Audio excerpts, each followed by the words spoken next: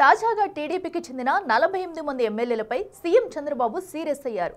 పెన్షన్ల పంపిణీ, సీఎంఆర్ఎఫ్ చెక్కుల పంపిణీలో పాల్గొనని 48 ఎమ్మెల్యేలకు నోటీసులు ఇవ్వాలని సీఎం చంద్రబాబు క్రమశిక్షణ కమిటీకి ఆదేశాలు జారీ చేశారు.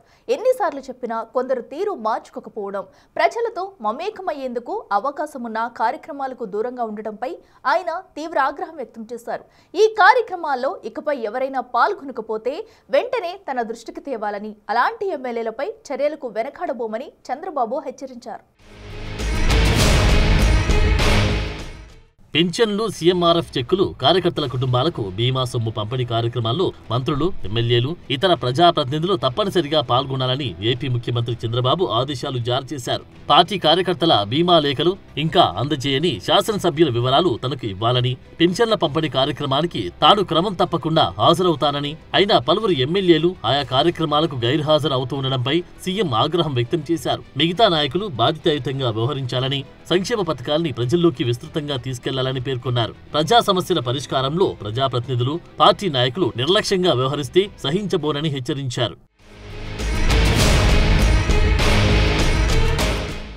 తెలుగుదేశం పార్టీ ఆవిర్భావం నుండి ఉన్న పార్టీ శ్రేణులను పక్కనబెట్టి కొత్తగా వైసీపీ నుంచి వచ్చిన వారికి కొందరు ఎమ్మెల్యేలు ప్రాధాన్యత ఇస్తున్న విషయం తన దృష్టికి వచ్చిందని, క్షేత్రస్థాయి నుంచి ఎప్పటికప్పుడు సమాచారం తెచ్చుకుంటాను అని సీనియర్లను, పార్టీ శ్రేణులను పక్కనబెట్టి కొత్తగా బయట నుంచి వచ్చిన వారికి ప్రత్యేక ప్రాధాన్యత ఇవ్వడం సరికాదని మండిపడ్డారు. ఎమ్మెల్యేలకు నచ్చిన కార్యకర్తలే కాకుండా పార్టీలోని సీనియర్స్ ను కూడా కలుపుకొని పోవాలని సూచించారు. ప్రతిరోజు కార్యాచరణను అమలు చేసి వారానికోసారి విశ్లేషించి నెలకోసారి సమీక్షించి ప్రజల అభిప్రాయాన్ని బట్టి నిర్ణయాలు తీసుకుంటాను అని, ప్రతి ఒక్కరి పనితీరుకు సంబంధించిన సమాచారం తన వద్ద ఉందని చంద్రబాబు పేర్కొన్నారు.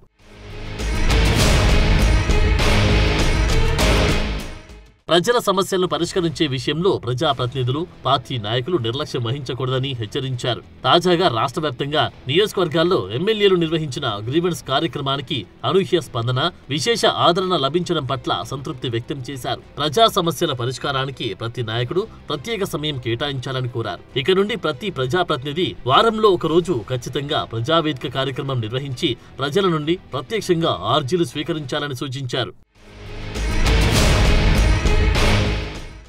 అర్జీల పరిష్కారాన్ని క్రమం తప్పకుండా పర్యవేక్షించుకోవాలని ప్రజాప్రతినిధులకు ఆదేశాలు జారీ చేశారు. ప్రతి జిల్లాకు నియమించిన ఇన్ఛార్జి మంత్రులు ఎప్పటికప్పుడు అప్రమత్తంగా ఉంటూ ఎమ్మెల్యేలు నిర్వహిస్తున్న గ్రీవెన్స్ వివరాలు తెప్పించుకొని జిల్లా యంత్రాంగంతో సమన్వయం చేసుకుని సమస్యల పరిష్కారం వేగవంతం చేయాలని ఆదేశించారు. నియోజకవర్గ స్థాయిలో పరిష్కారం కాని సమస్యలను జిల్లా స్థాయిలో, అక్కడ పరిష్కారం చూపకపోతే రాష్ట్ర స్థాయిలో పరిష్కారం చూపించే బాధ్యత ప్రజాప్రతినిధులపై ఉందని గుర్తుకు చేశారు.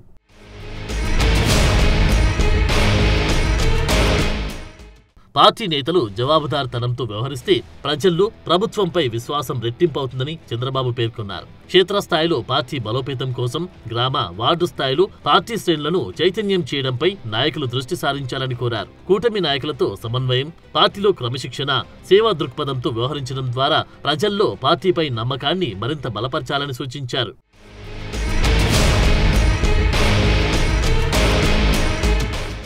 వైసీపీ నేతలు చేస్తున్న తప్పుడు ప్రచారాన్ని ఎప్పటికప్పుడు తిప్పికొడుతూ వాస్తవాలను ప్రజల్లోకి తీసుకెళ్లాలని నేతలకు సూచించారు. పీపీపీ విధానంలో మెడికల్ కాలేజీల నిర్మాణం వల్ల పేదలకు నాణ్యమైన వైద్యం అందడంతో పాటు పేద విద్యార్థులకు మెరుగైన విద్య అందుతుందన్నారు. శరవేగంగా మెడికల్ కాలేజీలను పూర్తి చేసేందుకు ప్రభుత్వం ప్రయత్నిస్తుంటే అసత్యాలతో అడ్డుకునేందుకు వైసీపీ నేతలు కుట్రలు చేస్తున్నారని ఆగ్రహం వ్యక్తం చేశారు.